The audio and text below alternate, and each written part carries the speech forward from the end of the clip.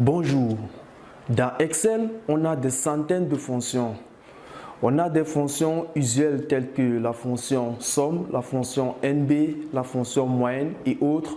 On a également des fonctions plus ou moins avancées telles que les fonctions recherche V, les fonctions index et kiff. Et on a des fonctions que je dirais magiques telles que la fonction décalée, la fonction indirecte, les fonctions matricielles, la fonction somme-prod. Là, ce sont des fonctions que je regroupe dans le cadre des fonctions magiques. Lorsque vous savez vraiment les utiliser, vous maîtrisez tous les contours de ces fonctions, Excel prend une autre tournure. Donc aujourd'hui, j'ai préparé un cas avec la fonction indirecte plutôt sympathique que je vais vous présenter. Je suis Hervé Joa, je suis le promoteur du label Excel Shop et Coaching. J'aide des personnes super motivées qui veulent booster leur performance en entreprise à travers les tableurs Excel. Ceci via le coaching, le partage de ma modeste expérience et la formation. Donc, aujourd'hui, nous allons voir ensemble un cas vraiment sympathique, comme je disais, avec la fonction indirecte. Ok, donc c'est une fonction beaucoup méconnue ou mal connue par certains. J'ai donc préparé un nouveau cas où je vais vous présenter une astuce que vous pouvez bien utiliser pour gagner en temps lors de vos travaux quotidiens sur Excel. Alors imaginez, je suis sûr que vous ne l'avez même pas encore imaginé, et si c'est le cas, vous vous êtes certainement dit qu'il faut soit écrire tout un code de VBA ou bien enregistrer une macro pour résolutionner le problème. Donc, on est dans un cas où on veut décider aujourd'hui d'imprimer par exemple une plage de cellules qui contient des données, un graphique par exemple, je sais pas, de B2 à H10 par exemple, et demain on va imprimer de Z15 à AX20. Bref, vous voulez imprimer une plage de cellules spécifique dans votre feuille, pas toute la feuille. Bien, c'est de ça qu'il s'agit aujourd'hui, ok? On va donc avec une petite astuce avec la fonction indirecte, liste déroulante et zone d'impression. On va voir comment combiner cela pour rendre notre impression dynamique, ok? N'oublions pas que toutes ces fonctions sont clairement expliqué avec des cas pratiques professionnels à l'appui dans la formation Excel Pro Academy qui ouvrira ses portes très prochainement. Alors, je vous donne rendez-vous derrière l'écran pour voir ensemble de quoi il s'agit concrètement avec la fonction indirecte dont on parlait. À très bientôt. Bien, pour parvenir à rendre notre impression intelligente, nous allons procéder en trois étapes principales. Premièrement, nous allons nommer les différentes plages de cellules de façon distincte. Ensuite, nous allons créer dans une liste déroulante les noms des plages à imprimer. Et enfin, nous allons définir les zones d'impression avec la fonction indirecte. Alors, je vais me positionner ici. Je sélectionne là, et je vais l'appeler nord, ok, et ici, là, je vais l'appeler sud, ok. Donc, deuxièmement, je vais créer ma liste déroulante. Donc, j'aurai besoin de nord et sud. Je dois écrire les noms de façon identique comme dans mes noms. Ici, je me positionne là, je fais Alt BV, raccourci clavier, et je viens là, liste, et je définis cette zone qui sera ma liste. OK. Là, je dis OK.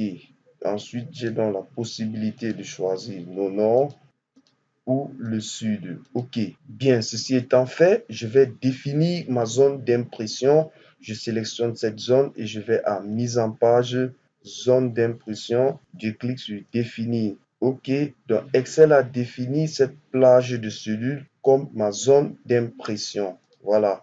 Donc, si je vais dans le gestionnaire de noms, là, à formule, OK, gestionnaire de noms, voici mes noms créés, nord, sud et la zone d'impression. OK, donc je vais dire modifier cette zone d'impression. Zone d'impression, je laisse le nom, je vais modifier la référence et cette fois-ci, je vais utiliser la formule indirecte.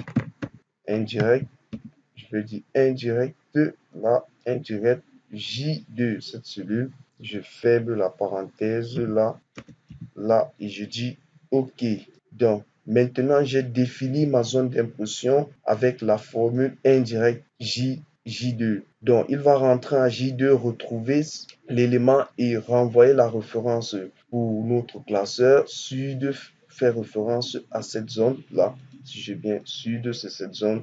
Si je dis nord, c'est cette zone. Donc, on a assez défini présenté la fonction indirecte dans les vidéos précédentes. Je vous invite à y regarder si ce n'est pas clair. Donc, ainsi, j'ai défini ma zone d'impression. Comme j'ai choisi sud là, si je fais CTRL-P, il va imprimer juste le tableau sud. OK, je choisis nord et je fais CTRL-P. Il imprime les ventes du nord. OK, mon impression est dynamique en fonction de ma liste déroulante. OK, donc c'est plus ou moins simple. Vous pouvez avoir 1, 2, 3, 4, plusieurs tableaux sur toute une feuille. Vous savez, les feuilles Excel sont très vastes. Jusqu'ici, jusqu'à là, vous pouvez avoir vos tableaux là. Vous définissez, vous attribuez les noms à tous vos zones. Ensuite, vous allez créer une liste déroulante avec ces noms et vous allez utiliser donc l'astuce, c'est d'utiliser, de définir déjà une première zone d'impression comme on l'a fait. Je sélectionne là et je vais définir comme zone d'impression. Ici, définir. Voilà, il a défini comme zone d'impression. Et je vais maintenant dans le gestionnaire de noms. Ça, c'est l'astuce dans formule. Gestionnaire de noms. Voilà ma zone d'impression définie. Là, il vient dire vente nom et je vais modifier dans la référence. Donc là, ici, la référence, je vais donc utiliser maintenant la formule indirecte. Là, j'ouvre la parenthèse, je sélectionne ma cellule où il y a les éléments de la liste déroulante. Je ferme la parenthèse simplement et je dis OK. Donc, j'ai défini, je peux fermer. Si je me mets là, je fais CTRL-P, il va définir cette zone. OK. Par exemple, on peut, si je définis cette zone, par exemple, on fait encore un test là. J'appelle cette zone graphe là. OK. Je viens dans ma liste déroulante, j'ajoute graphe là. OK. Je vais modifier ma liste déroulante ADV. Je viens ici et je choisis cette fois-ci les trois zones. OK, OK.